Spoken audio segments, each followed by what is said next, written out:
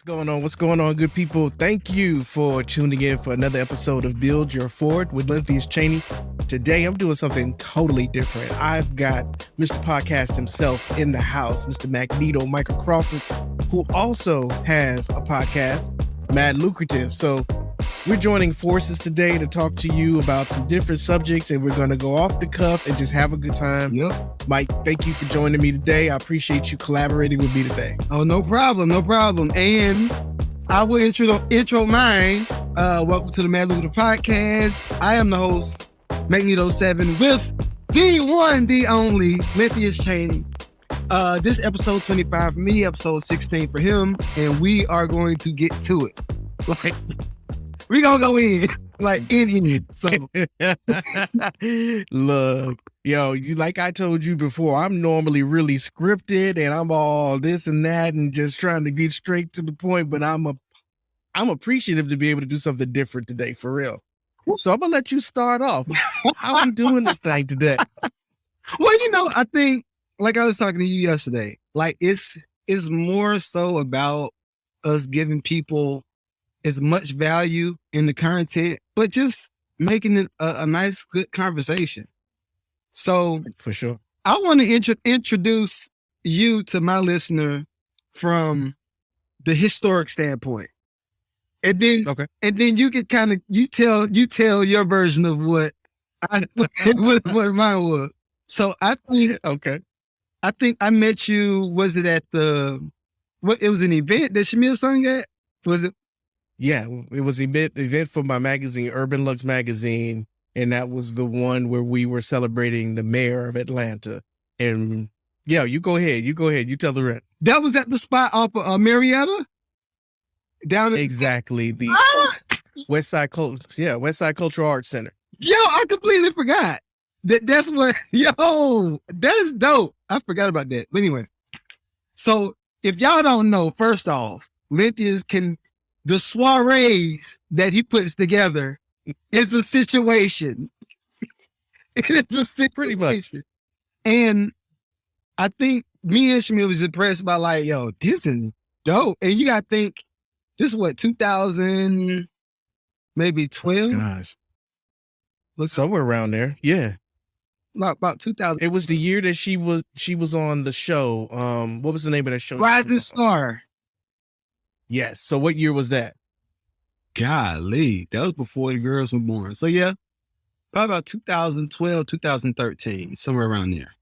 It's funny how you go through life and you knowing people and you talking on every day, and then you go back and you try to retrack. Mm-hmm. How in the heck did y'all get connected? I don't remember. We met professionally, music-wise, event-wise, and then we got connected again with you doing work at my house. And or was it one of the Airbnbs? I don't remember. I think it was the Airbnb off of by Tyler Perry Studio, not the new one that you just did with old girl, but that's not even Airbnb. I think that's your Section 8 house. I think one of them. Yeah, and we're gonna get to that. But that no, look. Yeah, we're gonna talk about that real estate thing too. Yeah. But I think over this short time, because I won't say anything under 10 years is short to me. So over this short time, we've grown to be great friends. Everybody on my podcast hears me talk about my money friends. I consider you to be one of my money friends. What is a money friend? I didn't know this. What is a money friend? Okay, a money friend for me is somebody that does not really come to take as much as they could take from you, but it's a give and take situation. You educate each other on finances, and I feel like if it was, for instance, if we were going to Brazil, I say, hey, I want you, Ernest, me, Shamir, and a few other friends. We're gonna go to Brazil in May. You're like, okay, hell, let's go. Yeah, pretty much. I'll be like, come on, let's make it happen. A money friend, somebody that's not a money friend can't do that. Okay. You see what I'm saying? Like in a certain... So is it about it certainly couldn't be about having money. No, it's not about having money. It's about affording convenience. Okay. For me. Okay. And that looks different for everybody, you know. For me, affording convenience is being able to do certain stuff like that. And I'm just gonna get to that part. Yeah. But so for me, I got my money friends, and then I hate to say my broke friends, but I got to figure out a way to phrase. You know, everybody going to be hitting you up. Okay, so what am I to you, Mike? Am I your money friend or your broke friend? Yeah. You know you're going to get that. When this comes out, that's the question you're going to get. And you know what? I'm transparent enough and Scorpio enough to be like, okay, yeah, no, you are my broke friend. Wow. But no, it's not even, it's like I said, it's not even a financial situation. It's a mindset. It's what are you striving for? You can be making $100,000 a year and still be a broke friend to me, because you're not really trying to build a legacy. You're just in it for you right now. So, yes, sir, you are one of my money friends. I'll take that. Yes. And I appreciate just me being able to learn just from kind of how your lifestyle is. Like, I think you were one of the first people that I heard say that you were debt free. And I was just like, that is dope.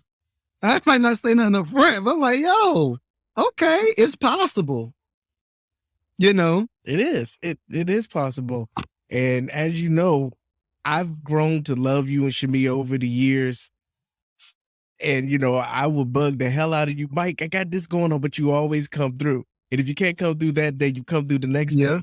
But I found it so amazing how you didn't rely just on music to take you on through life.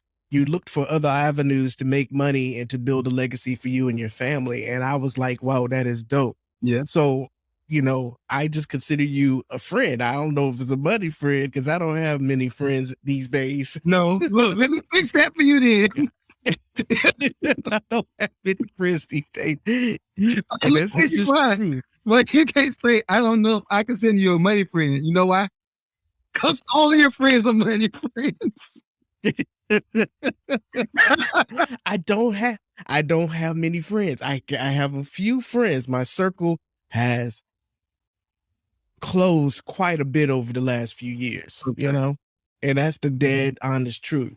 But I know without a doubt that I can pick up the phone and call Mike and run an idea by him. Right. And he's going to be able to give some solid advice on that from his perspective. And we bounce off of each other like that. So yeah, our friendship has grown over the years, and I'm loving it, man. I'm loving it. I'd love to see what you do. You know, and when you talk about pick up and go to Brazil, when I saw you and your family, you finally took some time away and you took your family on a trip. What did I do? I picked up the phone.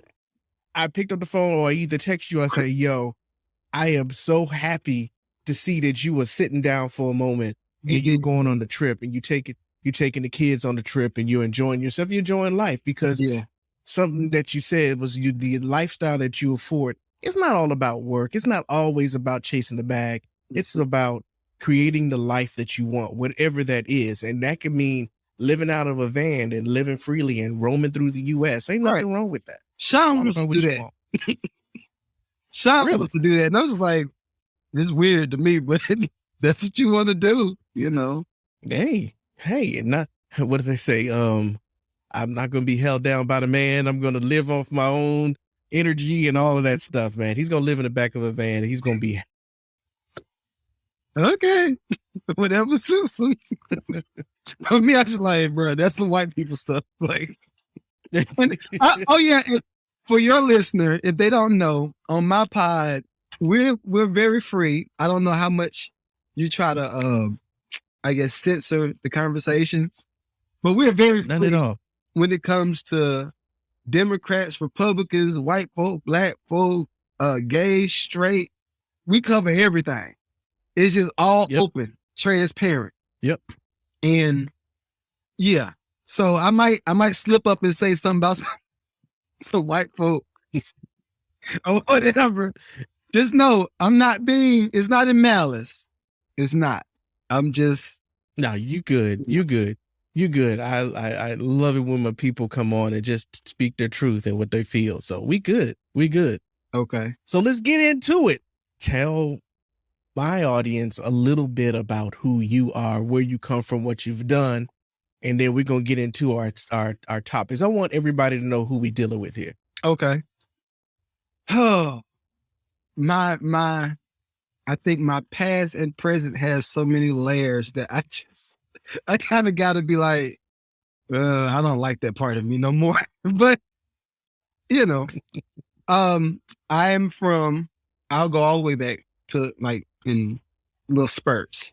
I'm from North Carolina, Winston-Salem, whoop-de-whoop. A&T graduate, music department and all that stuff. And I've done work for 50 Cent, Eminem, Jay-Z, the Teriyaki Boys, Jim Jones, Ice Cube. I produce all of these people. I have a Grammy for producing Eminem. A few Billboard plaques. I hate doing all this stuff. It's lame to me. But I have all of these things that says that I'm a successful music producer. And now I'm into the real estate world and building properties. Well, not necessarily building, a lot of remodels. Yeah. New podcaster. I'm proud of this podcast lane, by the way. Like, I love this lane. Do you? I love it. I love it. And I'm a husband, dad, friend, son, skeptic. Nah. Skeptic. A realist. And I just try to stay positive. That's who I am at the core. Well, I love the fact that you're so down to earth, regardless of all the stuff that you've done and the people you've worked with. You're so approachable, man. So, I know you noticed you recently said that you were not doing any more online beats. You want to talk about that? Yes. You're not ready. Yes. Look, I'm not. Every time I use this subject, it just is a trigger. It's like, ooh. Okay, so. Well, wait. Before we go on that, let me tell your audience about who I am. I'm Lynthius Cheney.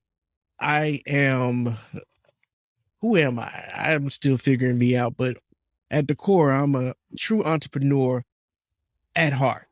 I think that entrepreneurship runs through my blood. My father was an entrepreneur. I didn't grow up with him, but what I do remember about him is that he was always doing something. Okay. From a t-shirt business, man, to, how in the funerals that you have the motorcycle riders that precede the funeral, and clear the traffic and all of that. He had a business that did that. That man always had something going on, and I'm the same exact way. So I spent 20 plus years in corporate America, gave them all I had, and then I got laid off just a little bit shy of being eligible for retirement. But through all that time, as you know, Mike, I was done some of everything. I've had a magazine, I've had a clothing line, I've had a fragrance line, I've had a skincare line. I've done all kinds of things, and all of that has culminated into this. My real estate world that I've been successful in the last 4 years, and now the resurgence of the magazine is now in podcast form. It was Urban Lux magazine. Now it's Build Your Fort. And Build Your Fort is about building your dream, creating a legacy. The things that you do and the people that I talk to on my podcast are people who are pursuing their passion and doing it their way, not necessarily because of what anybody else says. No influence from anybody, just doing what it is that you love. Yes. And that's what Build Your Fort is about. And that's who I am. I'm doing what I love. Let me add to who you are. For my listeners. Look, you said it real nice and modest. It was nice. But Lynthius is he said serial entrepreneur. Let's say serial owner of real estate. Because I think I think with the new generation, because the average listener for my pod is 25 to 42. That's my age range that normally listens. And I think, especially if it's people like me that went to college and they went for, a sewing kit degree, just something random. They don't know what it looks like to bounce back and get into another arena and thrive in it. So Yeah. So when you say magazine owner and thrived in it, real estate and thriving in it, like, I think they got to know, like, yo, okay, first off, I know we go with the introduction, right? We go with introduction. Yeah, we go with the introduction. Yeah. All right. So what made you get into the real estate space overall? Wow. So, the name of my company is Fortress Legacy Builders. And the way I came about that name has a lot to do with my childhood. And that's how real estate came about. So when I was laid off, I took it kind of hard, but I didn't take it too hard because I knew that I could bounce back. But I was shook and I was scared because once you have 20 years of service with a company and you're dependent upon that paycheck every 2 months, every two weeks, Yep. It's like a drug. You're addicted to it. And although I had several companies simultaneously while working full time, I knew I had the safety net of a full-time job. Mm-hmm. So when that happened, I had to figure some things out. And, God led me 2 years prior to start getting debt free. It's almost like that book, Who Moved My Cheese? You got to know what's going on before it happens. You need to prepare yourself before it happens. So something in the back of my head say, yo, you need to start planning for whatever is about to happen. It's just a feeling I got. So I closed down the magazine. I'll never forget it. It was October 2015. And I'm at the Atlanta Ballet. I'm doing an event there, magazine event. I've got a room full of people. My mom, my aunt, family members flew in for this event. It was a big event. We were honoring several prominent people in the city of Atlanta. Okay. And as I got up on the stage, something said to me, this is it. And it came out of my mouth. I actually said to the crowd, yo, this is probably going to be the last one. And everybody was like, it got quiet. It's like, no, what? And then I was like, what did I just say? But that was the beginning. I knew it was time to shut that down. And that's something that I want to say to everybody is that when something is not benefiting you and I don't want to say it wasn't benefiting me. It taught me a lot, but I was putting a lot of money into it. I was putting every single spare dollar I had into printing the magazine and throwing the events. And not only that, because I'm altruistic by heart, I also was giving money back to the organization. So there was an organization that Camp that was associated with that event that they benefited from. And so that's coming out of my pocket. And printing, as you already know, the print industry is down. Right. So it's an expensive business. So I shut that down. 2 years later, I get laid off. Throughout that, before those 2 years were up, I got debt free. Okay. I think the only thing I had left was my house. I had a BMW. I sold it.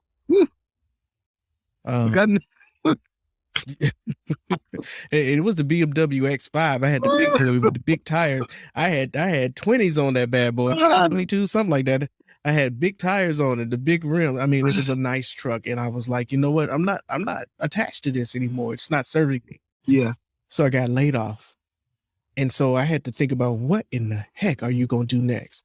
And so Fortress came about and real estate came about when I thought about what it is that made me happiest as a kid.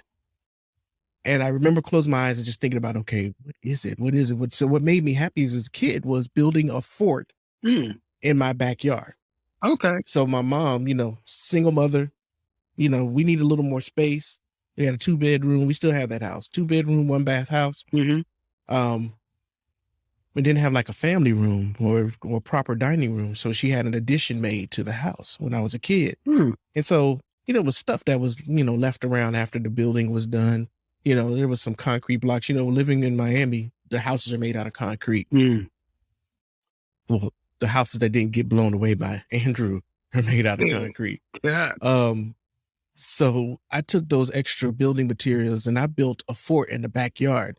And you're an only child. I'm an only child. You already know how it is, how we have to entertain ourselves as only kid. You don't have no brothers and sisters. And man, when I tell you that was the happiest that I was, that was the most fun that I had, actually taking my hands and building a freaking fort out of concrete block in my backyard and taking plywood and making a roof and getting some old carpet remnants and putting it down. And when I tell you, I was having a ball. That is dumb. So, because everything that was left over from the carpeting and everything that was left over from the construction, I used it and I built my fort in the backyard.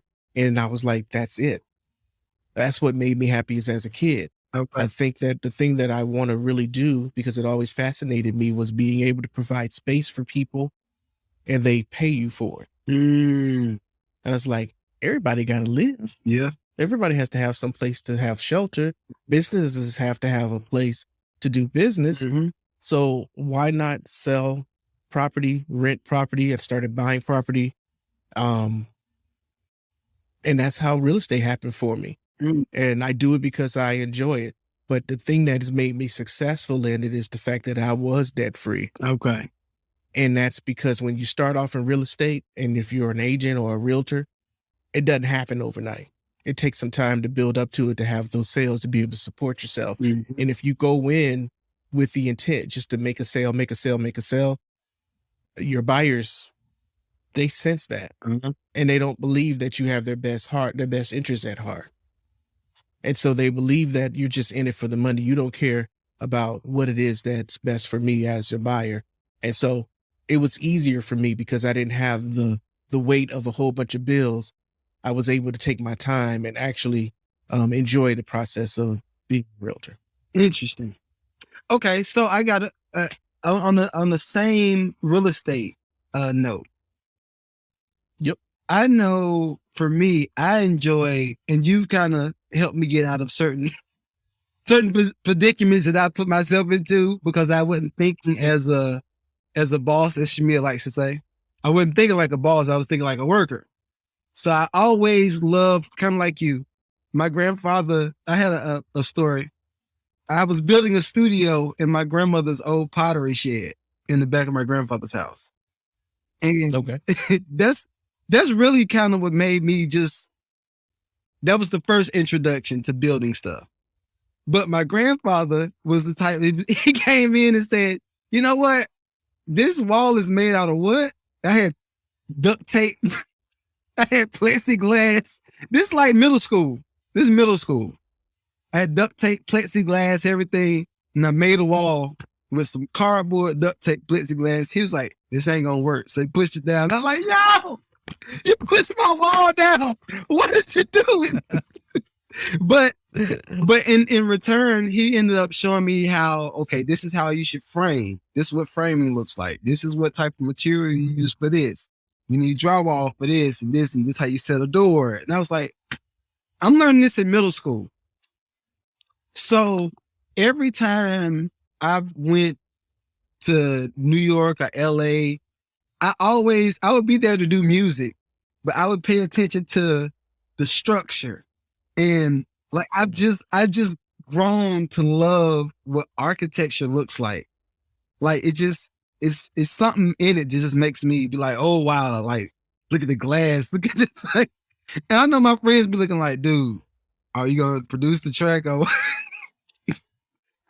but I've learned that, kind of like you, people always need somewhere to stay. They always have to eat. So I'm trying to get into all those other areas like the food industry and transportation, like from the tractor trailer standpoint. But yeah, like it's funny how we could go back to our childhood and we pull different elements to make us who we are today. I think that's important. I mean, if people really think about what was that thing, as a kid that I did well? We always ask kids, what do you want to be when you want to grow up, when you grow up? Mm-hmm. And I want to be a doctor. I want to be a lawyer. But that's stuff that's been planted in their heads, Exactly. society, and their parents. Mm-hmm. What do you really want to do? I like the color. Really? Okay.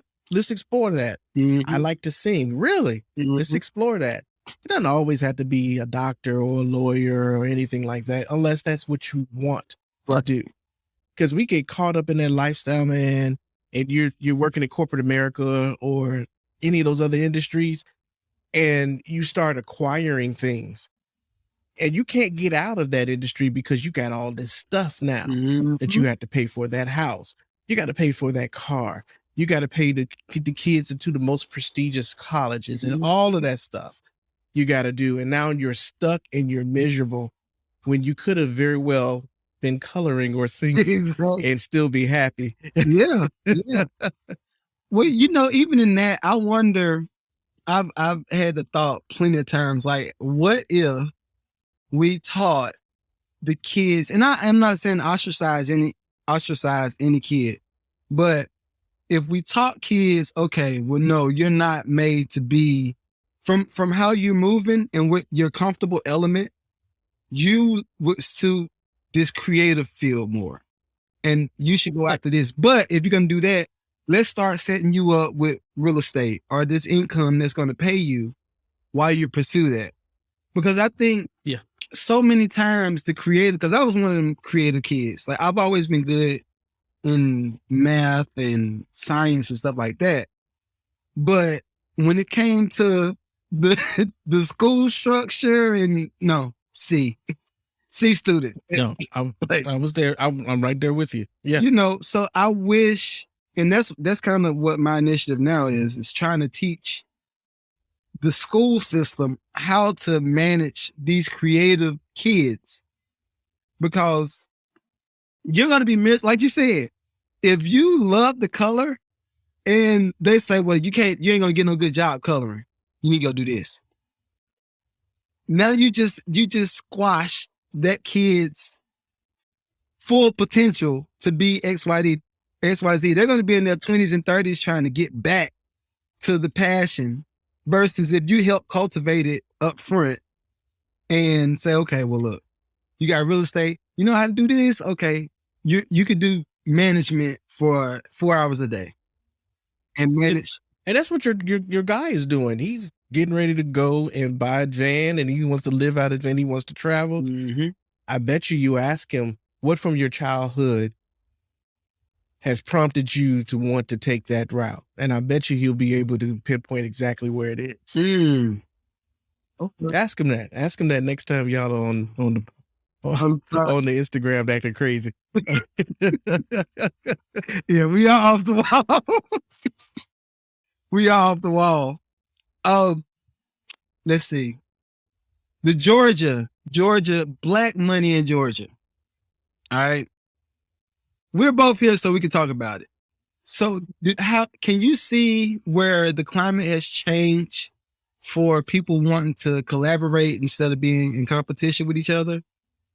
I think it's getting much better. Okay. Yeah, go ahead. Now I was going to say, like, in the last, I know I've noticed it in the last maybe 3 years, but before that, not necessarily.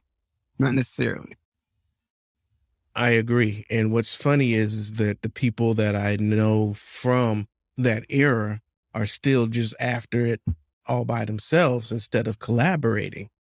And I think that if you collaborate and you respect each other professionally, that you can get a lot more done. Just like what we're doing. We're collaborating on a podcast today. Right. I feel absolutely great about that. But there's other ways that you can collaborate, whether it be real estate or whether it be maybe you have a product line and somebody who's a graphic artist, but you know how to make the product. You got somebody else that can do the graphics. You got somebody else that can do the marketing. Why can't you all come together and collaborate and build a company instead of trying to do it all by yourself?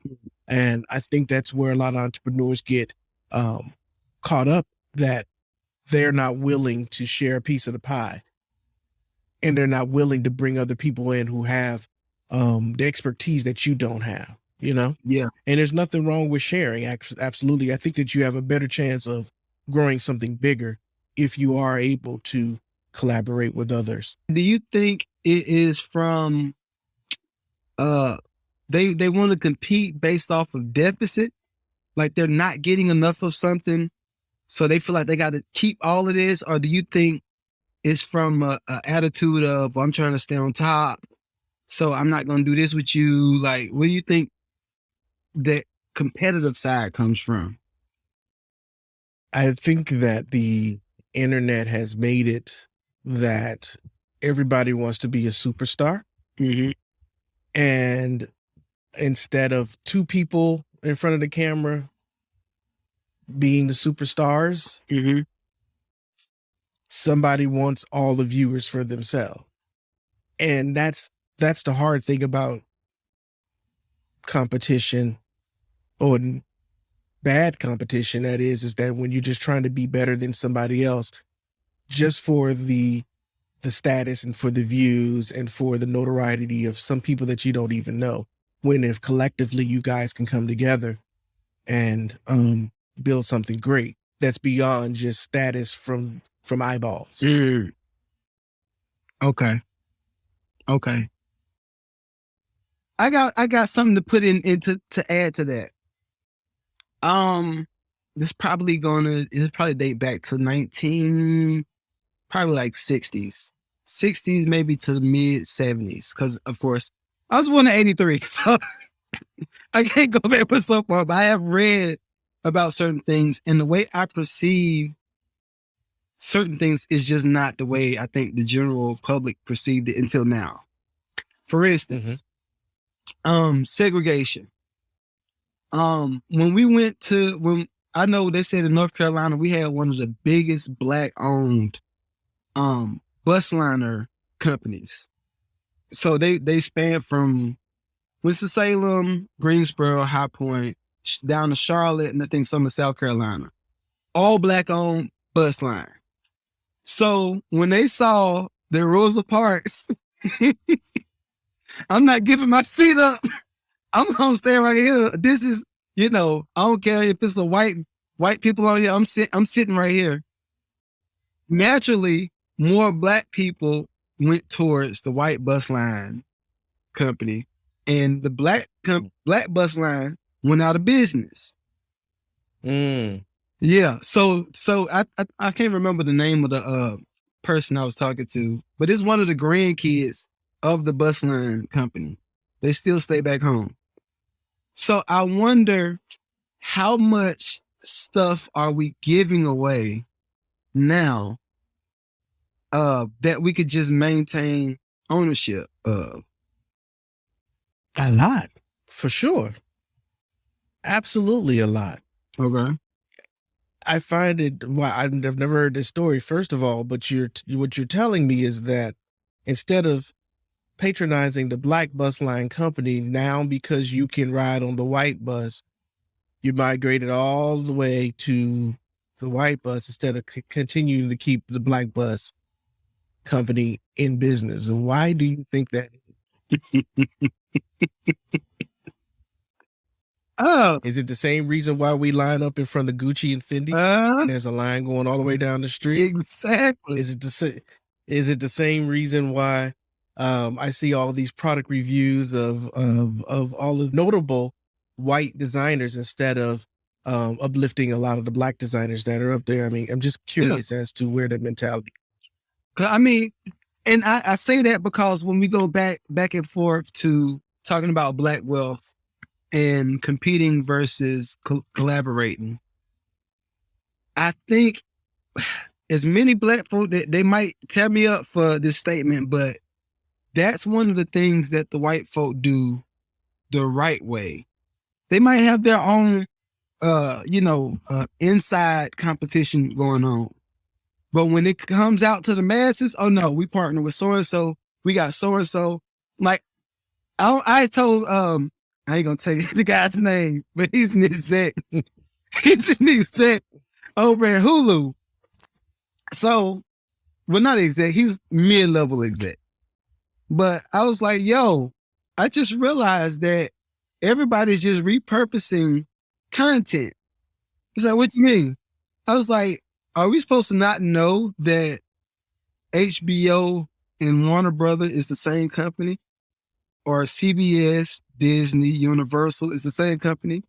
So it's like, okay, well, what do you mean? So I went back to when Shamil was on the show. When she was on Rising Star, that was on CBS. If people don't know, for the people that want to go do one of these competitions, this is how it works. They'll pick you up from the show. Now you're going to have a certain amount of following before they even contact you. It's just one of them things. So then once you get on the show, they're going to say, okay, yeah, you can pick whatever song you want to sing for the show. Not necessarily true. You're going to pick a song from this list that's been approved from the network. What songs do you think the list comes from? This catalog. The ones that are, that they own. That they've got, And all they're doing is recycling. They're recycling the money from, okay, this is the label, Universal, but this over here is CBS. Y'all supposed to not think it's the same thing, but it is. It's all the same. So that's why I've always, even before she got on the show, I was like, yo, I think it's pointless to do those type of shows if you don't have the infrastructure to capitalize off of it after you get off the show. So Mike, right quick, so that I know your listeners know who Shamia is. Mm-hmm.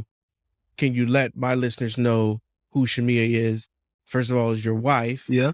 But tell us a little bit more about her and what she's been doing. Shamia Crawford, for the internet world and TikTok world, she's the Amazon lady.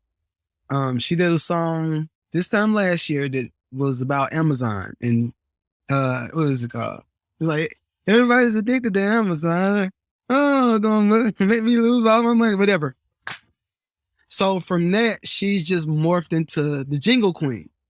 And people pay her to do jingles for their business, a product. She's done a lot of the hoodie stuff for people. And we'll church it out most of the time. Like, they love hearing her do, like, they call her like Jasmine Sullivan's sister. And it eats her alive. Okay. It eats her alive. She's like, I'm not Jasmine Sullivan's sister. But she's become known for doing that. But before that, she sung with Vashawn Mitchell on Created for This Album. She was on that album. We've done some stuff together, like with Ice Cube. She sung the hook. And yeah, that's about it. Oh yeah, now she's doing the sham pies. So her sweet potato, I gotta get you some sweet potato pies too. But I'm waiting on it. I went to the door the other day because there was a knock, and I thought maybe that this was the time that the pies were going to show up. And they weren't there. Well, you moved. That's why you're at a different location, so you can't get it. Oh, okay. So you don't have the new address. That's the excuse we're going with. Okay, I'll take that. But for me, going back to the show, I think those shows are so detrimental to artists. And I don't know how, I guess because we're so creative, we don't think that in that line, but I fast track everything to the end. And I'm always like, okay, if we do this now, what does this look like in a year? Right? So for me, when I look at those shows, when I look at certain record deals, if I look at somebody that wants to do this style of music, but it should be this type of music, I'm like, okay, what does this look like? And I feel like those shows really tear up a person's emotions.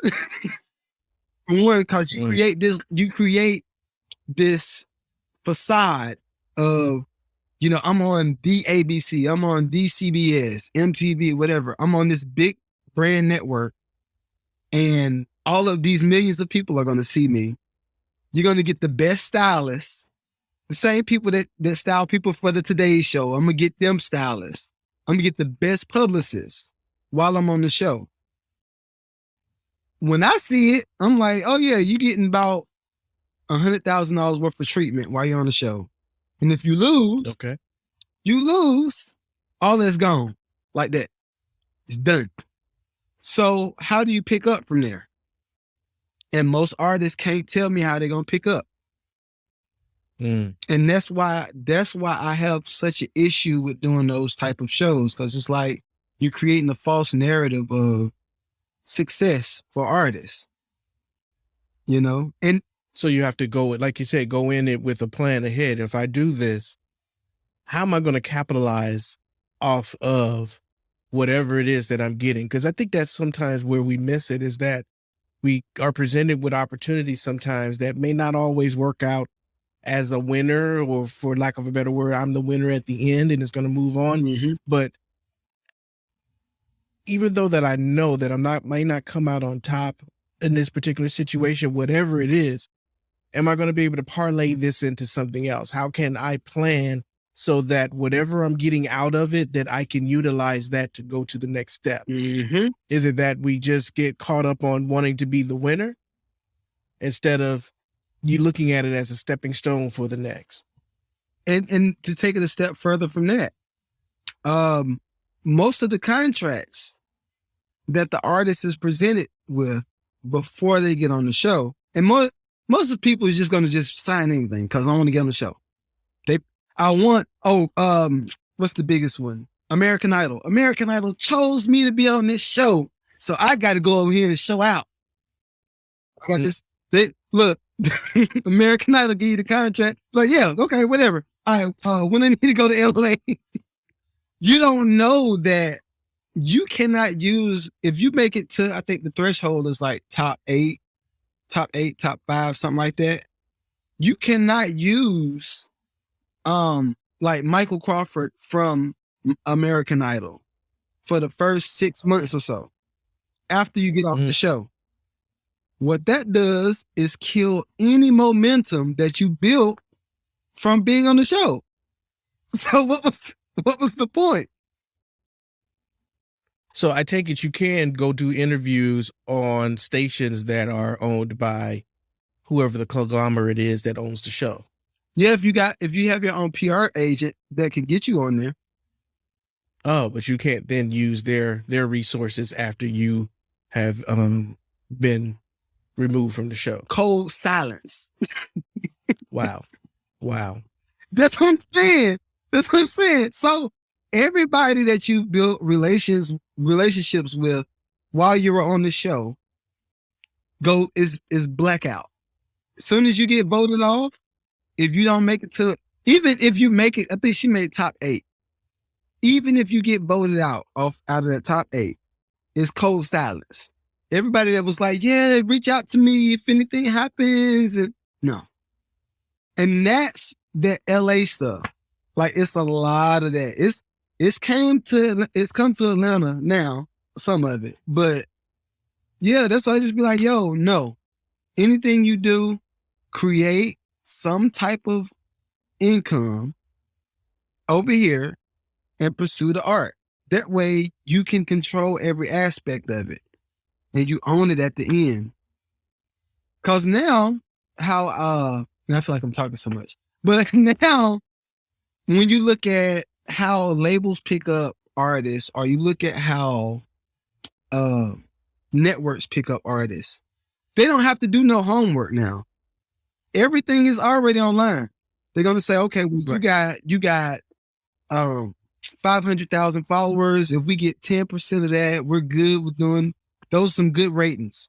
We can group you with this person. They got 1 million followers, and now our ratings for our network is gonna go to this. This is the minimum that we're gonna get. And then they offer the artist or whoever a check for 50,000, 75,000. Knowing that they're going to make 400,000 off of it. So, yeah.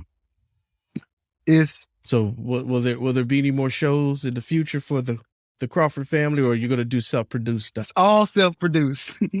Okay. Yeah, we're not. The only way we would deal with the network is if we could do a JV. And folks don't know that's a joint venture.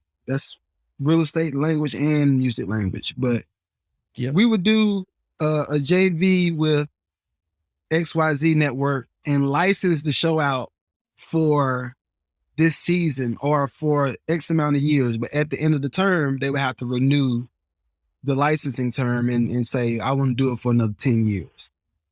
That's why, Gotcha. that's why people like Will Smith and Quincy Jones, the God. The Quincy Jones and Will Smith and that group of people, however you say it. That's how they're able to win. Because ABC may have greenlit the show, but they still own a lot of whatever.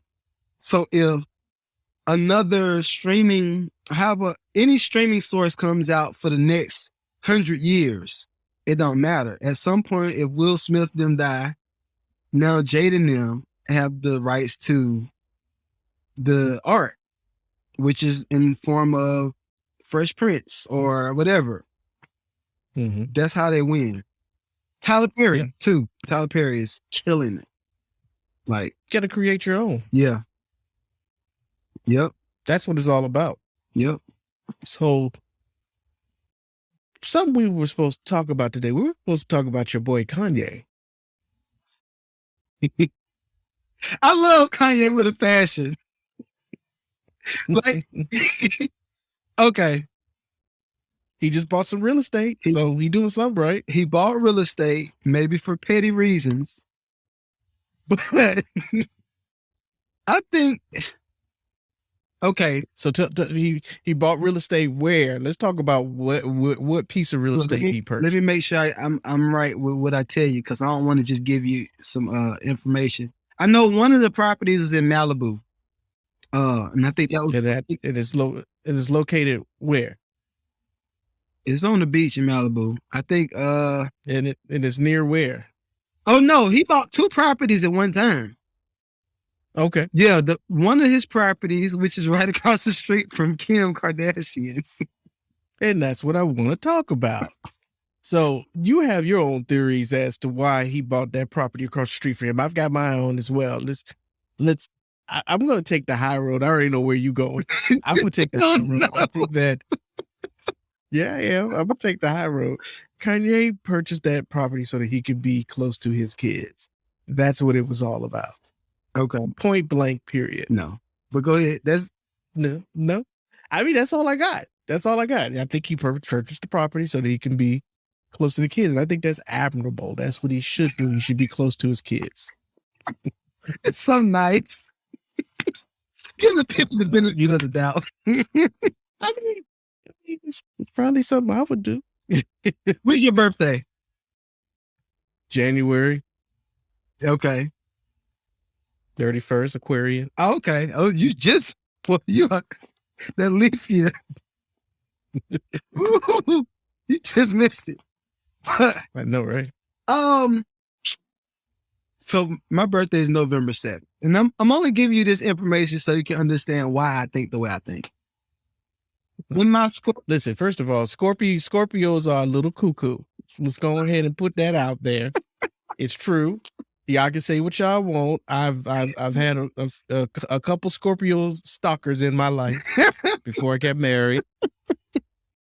But one of those stalkers came back even after I got married. So I know y'all a little cuckoo, but you got your own, you march to the beat of your own drum. True. Tell us your theory here, sir. I guess I can't ignore the fact. Do you follow music?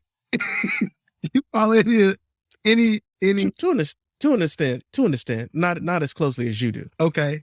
I don't know. Everybody knows the line from Drake's song. And I'm telling you this is why I think like this. In Drake's song, he said, I went down the block, made a right, turn out the lights, something with your wife, whatever, right? Mm. Who was that about? Kanye and Kim K. Drake stays in the same neighborhood. Everybody knows that. Drake, when his house in LA, Drake stays in the same neighborhood as Kanye. All right. So then I'm supposed to ignore that fact. Then you see Kim out here with Pete Davidson in these streets. So I'm supposed to ignore that fact. Okay. And then Kanye keeps saying that he can't stand Kim's publicist. For people that don't know, that's not from music world or entertainment world, publicists run everything as it relates to an artist or as it relates to an influencer. They give them advice. Oh yeah, I don't think that's a good look based off of your picture with Kanye. It took your impressions down by 30%. A publicist is gonna know that. They're gonna know that information. So the fact that Kanye says, I can't stand that publicist, get her out my house. I don't want her in my house. And then Kim comes down to support Kanye for the it's a Larry Hoover concert they did with Drake in Canada, right? Kim came out there dressed, supporting Kanye, and then the next day after Kanye says, come back home, he changes the lyrics in the song and said, please come back home, Kim. I love you, Kim. Come back. Next day, Kim says, oh no, we need to speed up this divorce. Why? Why is this? Was it the publicist that said that was a bad look? Because it looks like y'all could possibly be getting back together. Right? So now, fast forward to now, current day. Kanye buys a house in Malibu. That's probably for him to just go trick off. It just is what it is. You're going to go trick off, make some good music, and we're going to have a dope album at some point. But the house across the street, no, this is a surveillance house, man. That's like somebody, like you got a dope house. And listen, I've had to deal with a whole bunch of different type of clients. Someone might make $100,000 from real estate and marketing. Some of my clients might make $100,000 off dope. Be honest with you. Just being honest. Everybody that I know that's in that world got a surveillance house. You're not going to have the stash in the house over here and I stay in West Virginia. No, I'm going to have Buddy down the street.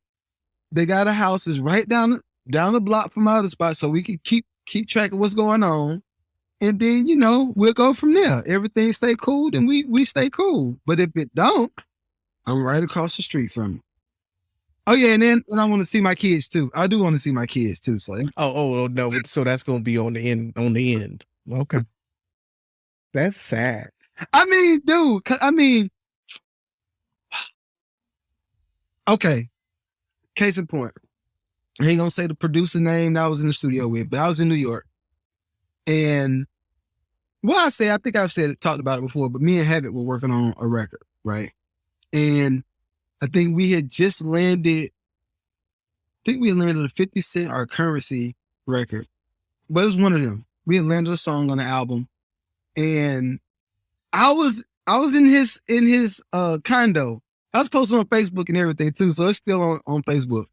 But I was in his condo. We were making music, and our manager at the time was like, "Yo, I think y'all should try to work with this sample." So it was a sample from, was it Leslie Gore? You Don't Owe Me, from the Wife soundtrack or something, like a 70s, 80s movie.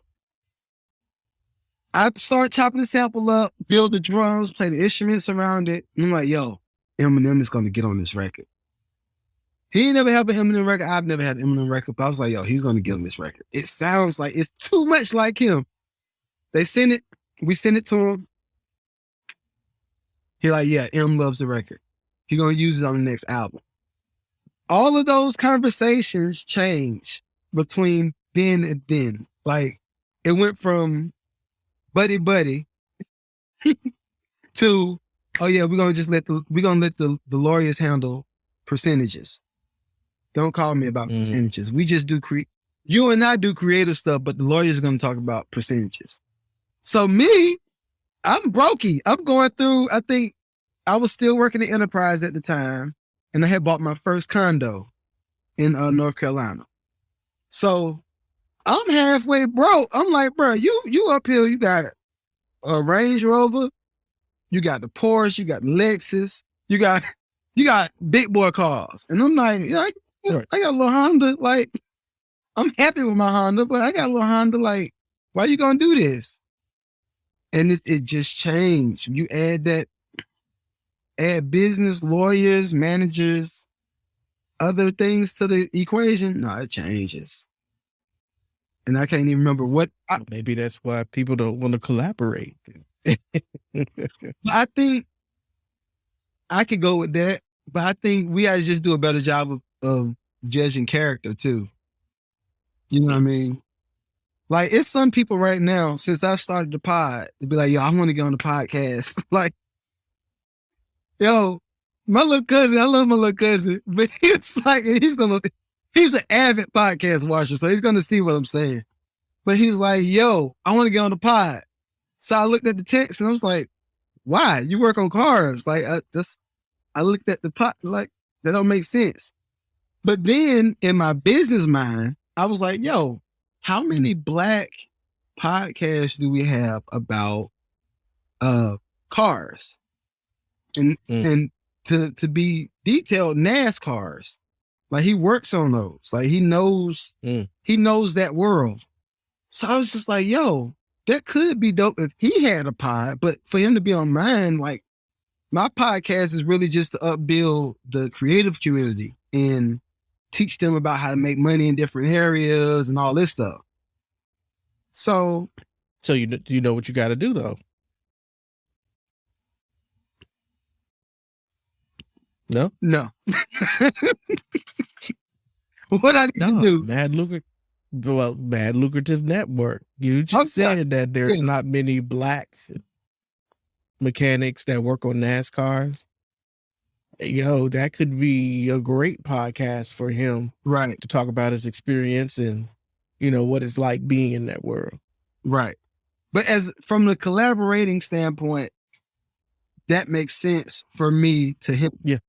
But to unpack that further, I know the environment that he has to stay in Carolina. A lot of it is not the most encouraging to pursue this new big thing. A lot of the times back home, and it might be like that in Florida too, but a lot of the times back home, we have people that just squash dreams just to be doing stuff. Yeah. I don't see it, so nah, that's a bad idea. No. Maybe you just don't know how to think on that wavelength. I just had that conversation with a friend not too long ago. Remember I told you earlier, my circle has gotten a lot tighter and smaller over the years. Mm-hmm. When you've got that environment or somebody in your environment or in your circle that every idea you come up with, all they throw at you is all the negatives. There's never any positive as to how this can work and what it can do for you. Mm-hmm. It's always, I wouldn't do that because XYZ. Okay, I get it. You wouldn't do it, but I'm probably going to go ahead and do it. Oh, I wouldn't do that. And so those are the people that you got to get yourself away from. That may be what he needs to do. Yeah. Yeah. I mean, dude, I see so much potential in people, and it's kind of like how the preachers always say, I see the potential that you don't even see in yourself type of deal. I see so much potential in people.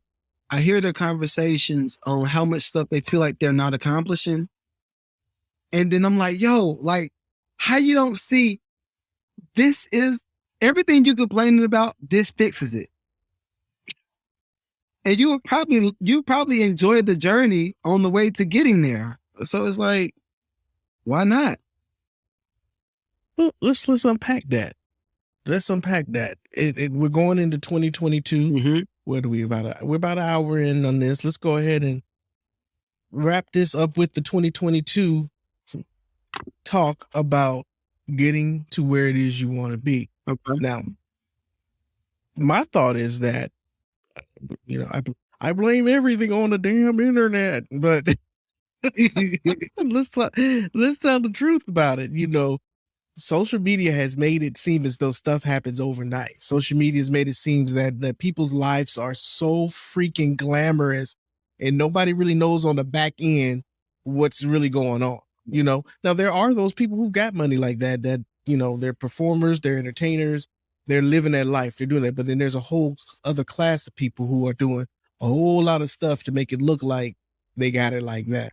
Mm-hmm. So when it comes to pursuing your dreams and figuring out what it is you want to do, it takes sacrifice. Mm-hmm. And what it seems like on the internet is not necessarily true. You know, what advice you got for people who are looking to do something new, something different for the new year? What would you tell them to do to get ready for that? My opinion is they should have started 6 months ago, but we are where we are. We in December we're about to turn over to January. Yeah. What should you be doing? Q1 2022. For one, and I know people eat me alive for it, but I don't believe in vision boards. Yeah, I remember you telling me that. Yeah. Yeah, I feel like vision boards creates a false narrative on what you feel like you should have or what you feel like you should pursue. I believe in creating the plan and just executing the plan. Because same thing as us losing weight. We know we want to lose 100 pounds. And you say, I'm going to lose 100 pounds by March. Right? That's a whole lot of weight when you average 7 pounds maybe per week.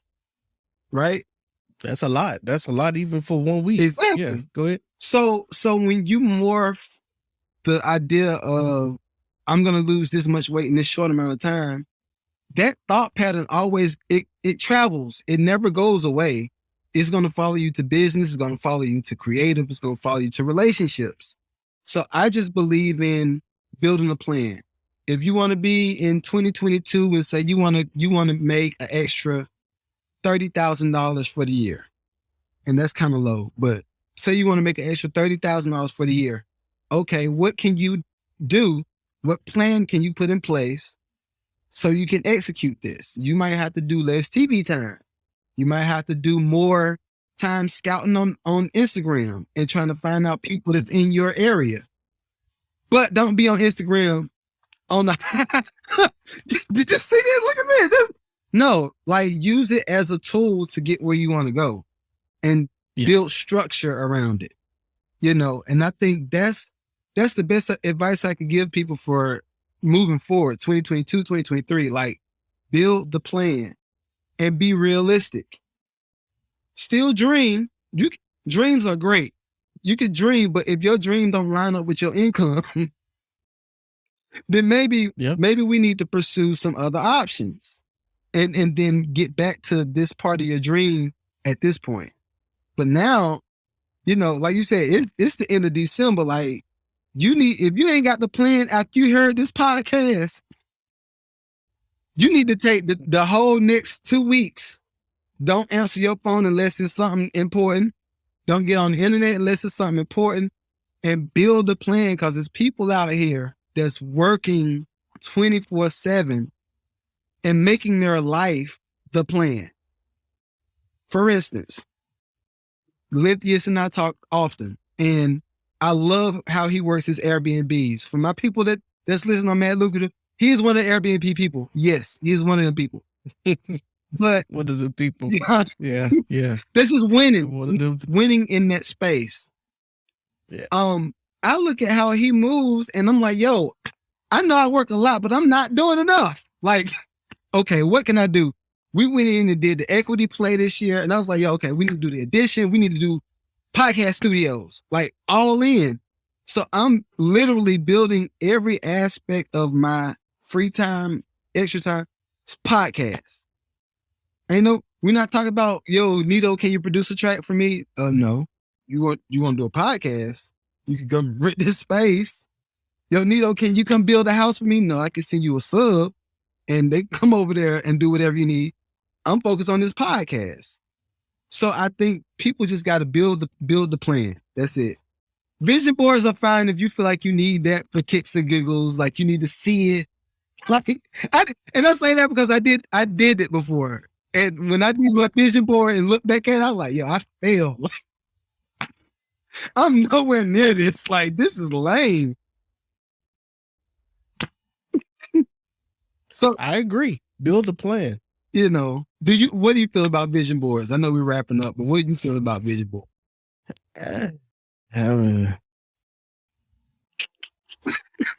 I don't do one. I've done one once before, but my vision board is in my mind.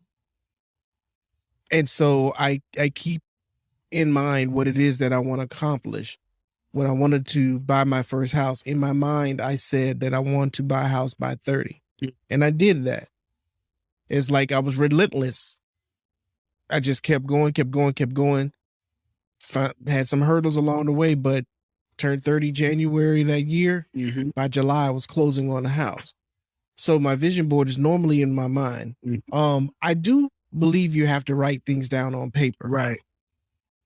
And that's where the planning comes in. I know how many listing appointments I need to go on per month to be able to get to what I need to be at the end of the year. So I've got a plan. I've got a goal. I looked at what my income or my commissions or whatever it is, the dollar amount of homes that I sold or listed last year. I know what that is. And so I met with a coach as well. So I think having a coach is an absolutely amazing thing to do. Invest in a coach that knows what they're doing, that has the results that you're looking to achieve. Right. For one, let's not just be out there giving people money who are just talking behind a camera and they're not really doing the things that they, I'm gonna put together this class and you're gonna do this. You'll be spending all your money all day long trying to take classes. Exactly. But invest in a coach that knows what they're doing, that has the results, proven results of where you're trying to go. So I talked with the coach and my coach told me, the first thing she said, how much did you do this year? And I was kind of embarrassed. I hadn't been keeping the track of it, Yeah. And so I got all the numbers together. She's like, you need to do double. So whatever it is that you did last year, so whatever your income is, people, last year, if it was 30, if it was 40, if it was 50, if it was 60,000, double it.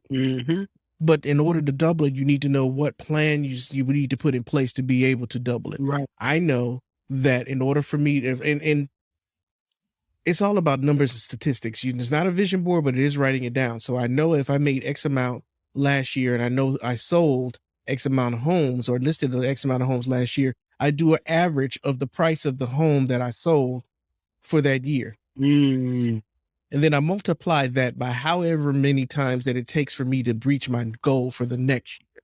So if I'm going to be doubling it, and if I sold 12 houses and I need to double it, I need to sell 24 homes or list 24 homes for 2022 so that I can reach the goal of doubling my income.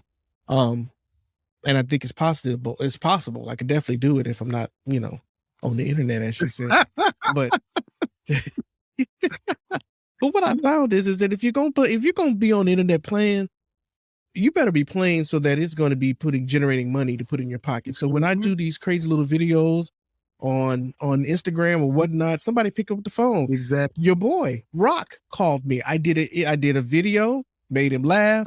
He called me that saying he sent me a DM. Rock said, "Yo, I forgot you did real estate." I was like, "Yeah, man, you just stayed in my Airbnb. What you need?" And so we had that conversation. Now he's getting ready. You know what I'm saying? So if you're going to be on Instagram and you're going to be putting videos out, put videos out that relate to your niche and that are going to bring income to you. If you're looking for eyes and you're looking for attention, look for the type of attention that you're going to be able to sell this person on whatever it is that you do. Right. Make it a benefit for you. Not just do I waste time on the internet sometimes on Instagram? Yeah, absolutely. We all do. Absolutely. But I also follow people that are proven what they're doing and that I can learn from. My next big thing is NFTs. Yo, you and I talked about that a little bit. That's part of my plan. NFTs is the thing. I bought my first NFT 2 weeks ago. I'm going to buy another one in January. Okay. And then I'm going to figure out how to launch my own NFT project. That's the goal. That's part of the plan for 2022. Okay. So I've already got my real estate plan on what it is I need to make. Okay. So everything else that I do above that, it's just going to be extra. Exactly. You know? And I want to, before we end it, I want to recap that for my listener, because you gave them a play that was a super play that applies to every area of life. You said, okay, if you did 12 this year, you want to jump to 24 in sales. If you do 24 this year, you can double it. And that's all I be saying. Like, that's why I don't like, oh yeah, I'm gonna make you a millionaire off of this. Okay, that's possible. But if you ain't made $1,000 off of this just yet, how you gonna make $1 million off of it? Because that goes back to you didn't come up with the plan to get those type of numbers. Period. So if y'all ain't listening on the Mad Lucrative side, if y'all had not listened to anything this man said today, that's the play. The biggest play right there he gave y'all. Try to double it. And that's the whole game. Like if you made $50 this week, try to make $100 the next week. If you made $500,000 this month, try to make $1 million the next month. Like it's the same. It always applies. And put a plan in place on how you're going to get it. Because you can't just sit back and say, oh, I'm going to make $1 million next year. But how are you going to make that $1 million? What are you going to do different that you didn't do last year so that you can reach that goal? I know I know how many phone calls I got to make, because it's all percentages. You do averages and you be like, your percentage is going to be about 1 or 2% or whatever that percentage is going to be. If I need to make 100 phone calls in order to get somebody to say yes, that's what I'm going to have to do if I'm going to reach my goal. Right. I'm going to have to go meet, do some more meeting with people out there looking to sell their house. I'm going to have to take more meetings so that I can at least get one of them to say yes. Yeah. So you can't just sit back and expect them to double without putting some action in place so that you can reach that goal. Right. Right. Hey, man. Appreciate you, dog. Look, you done gave me another play. You don't even know. You know how we Yeah, man. Yeah, man.